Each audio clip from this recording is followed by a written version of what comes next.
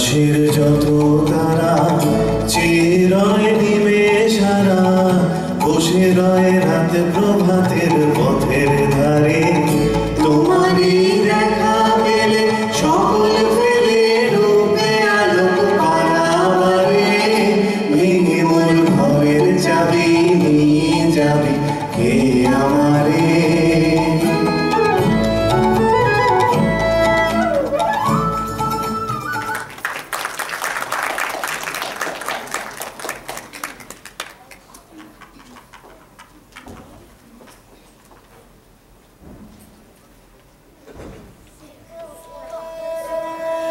কাদম্বরীর প্রতি ঠাকুরবাড়ির মনোভাব ধরা পড়ে জ্যোতিরিন্দ্রনাথের বড় ভাই সত্যেন্দ্রনাথের এক চিঠিতে। তিনি তার স্ত্রীকে লিখেছিলেন, শ্যামবাবুর মেয়ে মনে করিয়া আমার কখনোই মনে হয় না যে ভালো মেয়ে হইবে, কোনো অংশেই জ্যোতির উপযুক্ত তাহাকে মনে হয় না। জ্যোতির উপযুক্ত? হে পুরুষ সিংহ, এত বিচক্ষণ আপনি যে একটি 9 বছরের বালিকাকে দেখেই তার গুণ বিচার করতে পারেন? আপনি জানতেন না এই মেয়ে একদিন আপনার বিশ্ববরেণ্য ছোট ভাইয়ের প্রতিভা প্রজ্বলনে ও মানুষ গঠনে অনবদ্য ভূমিকা পালন করবে? আপনি জানতেন না এই মেয়ে একদিন নেপথ্যে থেকে ভারতী পত্রিকার সম্পূর্ণ পরিচালনার দায়িত্বভার গ্রহণ করবে, এমনকি নাটকে সাহিত্যালোচনায় সমানভাবে অংশগ্রহণ করে তৎকালীন অন্যান্য লেখকদের মনে শ্রদ্ধা জাগানোর ক্ষমতা রাখবে।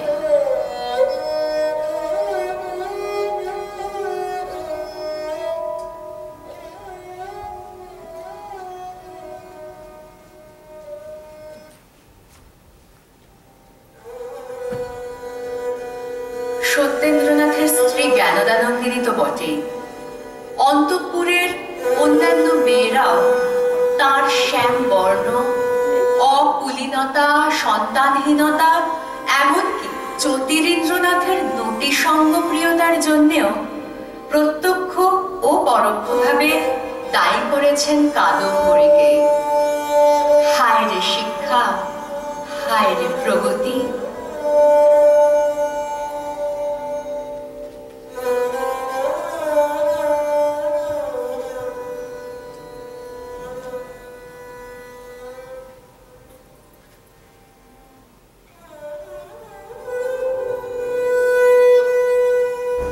জ্যোতিরিন্দ্রনাথ স্ত্রীকে পড়াশোনা, অভিনয়, এমনকি ঘোড়ায় চড়া শিখতে উৎসাহ প্রদান করেছেন ঠিকই, কিন্তু সে কি সমাজ সংস্কার অর্থাৎ নারী প্রগতিতে দৃষ্টান্তমূলক নিদর্শন রাখার তাগিদে, নাকি সত্যি তিনি কাদম্বরী দেবীর সর্বাঙ্গীন উন্নতি চেয়েছিলেন?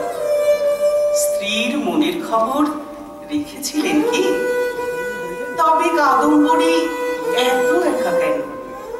কি চেয়েছিলেন তিনি?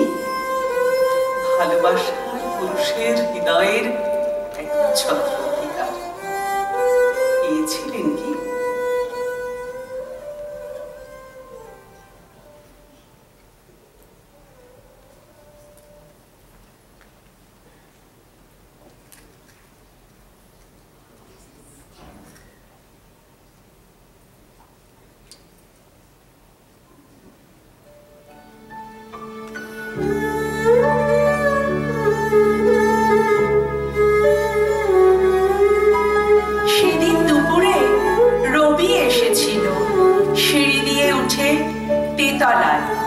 ঠাকুর বাড়িতে তখন ছিল না কেউ। চৈত্র মাসের দীর্ঘ দুপুর কি কথা বলল আপনাকে? গভীর রাতের ওই জোড়া সাঁকো কি কথা বলল আপনাকে? ভোরের আগে ঘর ছেড়ে উঠে স্বামীর দুবাহু ওপাশে সরিয়ে বাইরে দাঁড়িয়ে থাকতেন। মৃত্যু এসে কি আপনার চুলে হাত রেখেছিল? মৃত্যু বলেছে তোমাকে আমার প্রয়োজন। সকাল 7টা স্বামীর সঙ্গে মুখোমুখি বসে টিকোজি, টিপট, খুব ভালো কাপে দারচিনি। কেন মনে হতো চা নয়, চা নয়, চা নয়, একটু একটু বিষ পান করে চলেছে। ভরা সংসার, বিখ্যাত এক ঠাকুর বাড়ির বউ, কিসের অভাব? অঢেল পয়সা, কত শত দাস দাসী, কত লোকজন, তারই ভেতর বেহাগ চলেছে বেজে। ফাল্গুন এসে লুটোপুটি খায় আপনার চুলে, মল্লার এসে খুলে দেয় সব জানালা দরজা। আত্মহনন এক দুপুরের ভুলে। এর আগে কোনো বাঙালি পারেনি জাহাজ কিনতে। বলুন আপনি খুশি নন আজ? আজ সন্ধ্যায় স্বামীর জাহাজে পার্টি, সবাই চলেছে জাহাজ সাজাতে। ঠাকুর বাড়ির সবাই চলেছে জাহাজ দেখতে। একদিন ওই জাহাজ ভাসবে, রেঙ্গুন যাবে, সিংহল যাবে, যাবে কত দূর দূর বন্দরে। বাঙালি বাড়ি সেই তো প্রথম বিশ্বায়ন। সেদিন কি হলো আপনার? 7টা বাজলো, সন্ধ্যা 7টা। দারুণ একটা শাড়ি পরলেন, টিপ পরলেন, গায়ে সুগন্ধি। সুগন্ধি নয়, সারা ঘর জুড়ে মম করছে। তবু আপনার চোখে জল কেন? স্বামী গিয়েছেন জাহাজে থাকতে। 7টা বাজলে রবি এসে ঠিক দাঁড়াবে দুয়ারে। কার ছায়া এসে দাঁড়ালো? কার ছায়া ওখানে দাঁড়ালো? ওখানে রবি। রবি মানে কোন রবির ছায়াকে দেখছেন? কোন রবি? কোন ভাবনের রবি?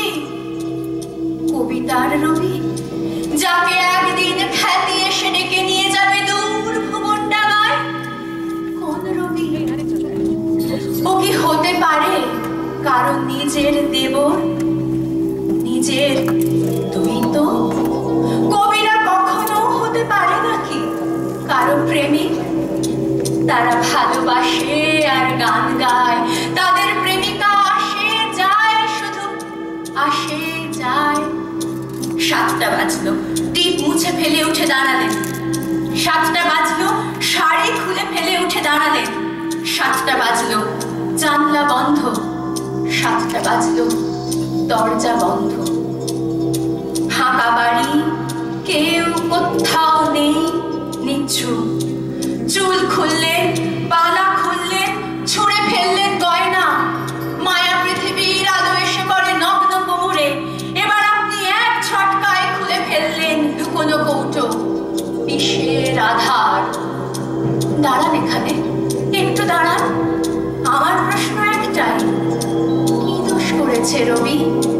কি দোষ করেছে প্রিয় জ্যোতিদাতা? ভালোবেসেছেন, ভালোবেসেছেন, ভালোবেসেছেন ওদের। মৃত্যু কি পারে সেই সুন্দর দোষটুকু মুছে দিতে? দোতলার ঘরে, তেতলার ঘরে শুধু হাহাকার শুনি। ভালোবেসে কেউ বেঁচে থাকে, ভালোবেসে কেউ মরে যেতে চায় তক্ষুনি। ঠাকুর বাড়িতে, সিঁড়িতে, বাগানে এরপর থেকে শোনা যাবে যত গান, সব গান হবে আপনাকে নিয়ে, আপনাকে নিয়ে। আপনি আমার, আপনি সবার, এই পৃথিবীর অভিমানী বৌঠান।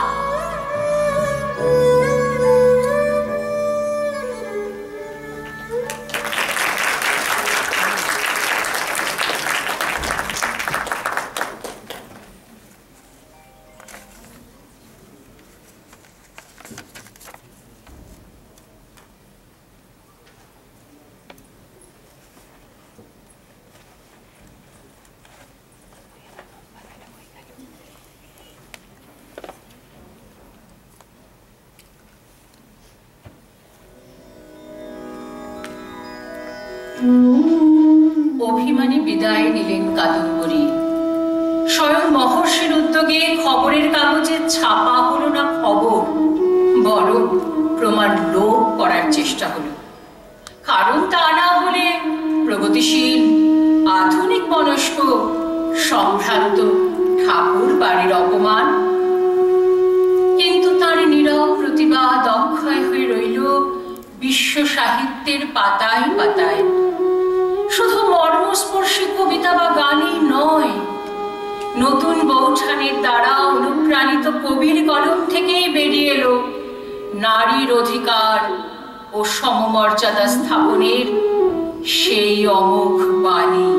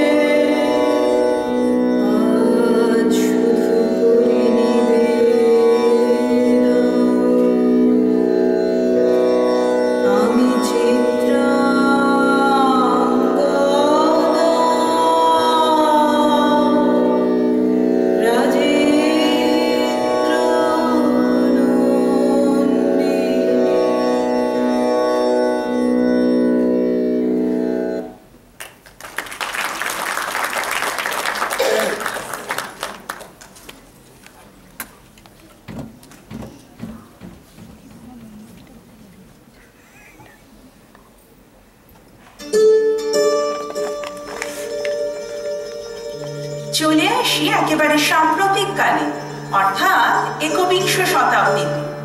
1960-70-এর দশকে সারা বিশ্বে লিঙ্গ বৈষম্য, কর্ম বৈষম্য নিয়ে যে আন্দোলন শুরু হয়েছিল, তার প্রভাবে আজকের দিনে নারীর সংজ্ঞা দিবসে কর্মসহচরী, যামিনীতে নর্ম সহচরী।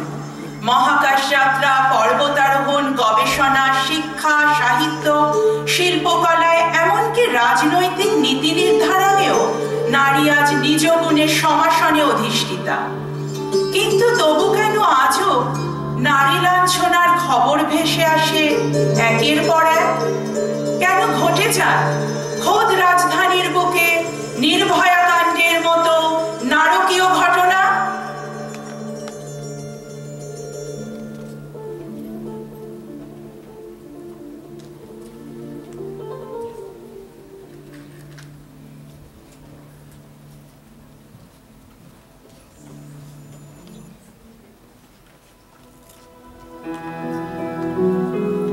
আমরা সবাই তাকে দামিনী নামে ডাকি।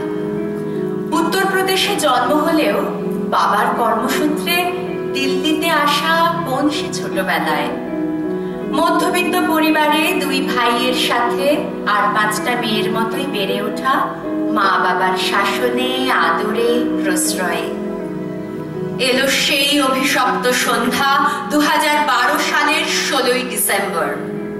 সেই শীতের সন্ধ্যায় 23 বছর বয়সী প্যারামেডিক্যালের ছাত্রীটি মনের মানুষকে সঙ্গী করেই বেরিয়েছিল দিল্লির পথে।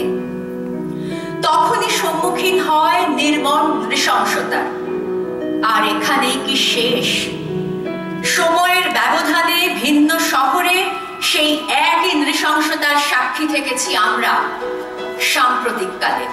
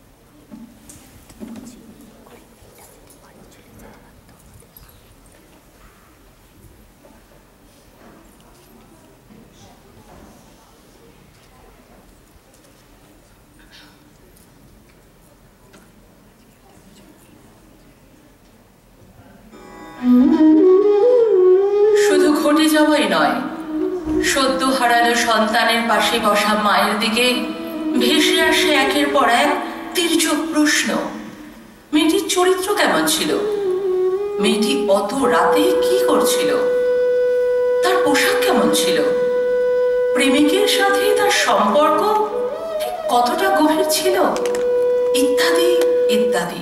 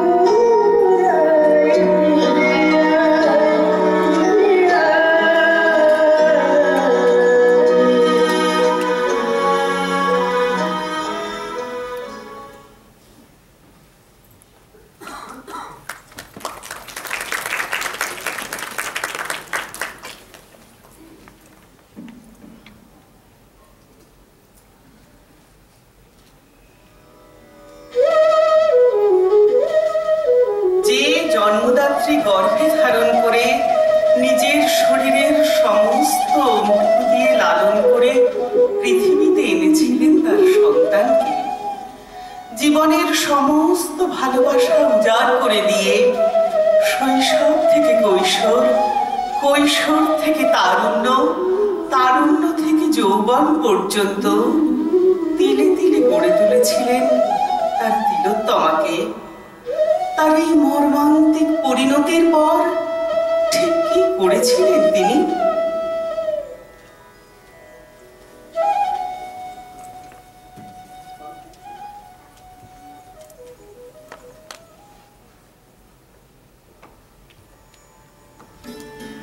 কি করেছিলেন তিনি? তিনি লড়াই করেছিলেন। লড়াই করেছিলেন সমস্ত সমাজের বিরুদ্ধে, লড়াই করেছিলেন সমস্ত সামাজিক রীতিনীতির বিরুদ্ধে, সর্বোপরি লড়াই করেছিলেন তথাকথিত নাগরিক সুরক্ষার্থে গঠিত বিচার ব্যবস্থা নামক চূড়ান্ত প্রহসনের বিরুদ্ধে। অপরাধীরা যেন শাস্তি পায়, বাক্যটিকে বেদ মন্ত্রের মতো আঁকড়ে ধরে দীর্ঘ 8 বছর লড়াই করেছিলেন তিনি, অপরাধীদের ফাঁসির দিন পর্যন্ত।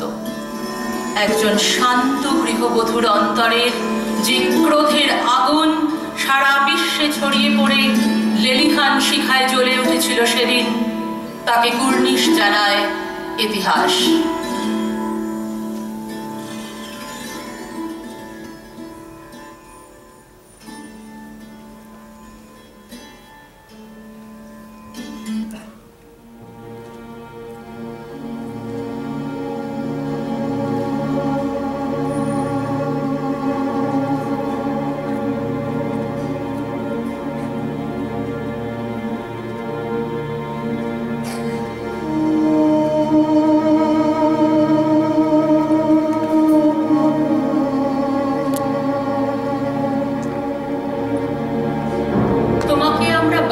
পারিনি দামিনী। সারা দেশ জুড়ে আমরা কেঁদেছি, সারা দেশ জুড়ে আমরা ফুঁসেছি। জনজোয়ারের চাপে মাথা নিচু করেছে অশোক স্তম্ভ। ভারত রাষ্ট্র বাঁচাতে পারেনি তোমাকে, দেশের বাইরে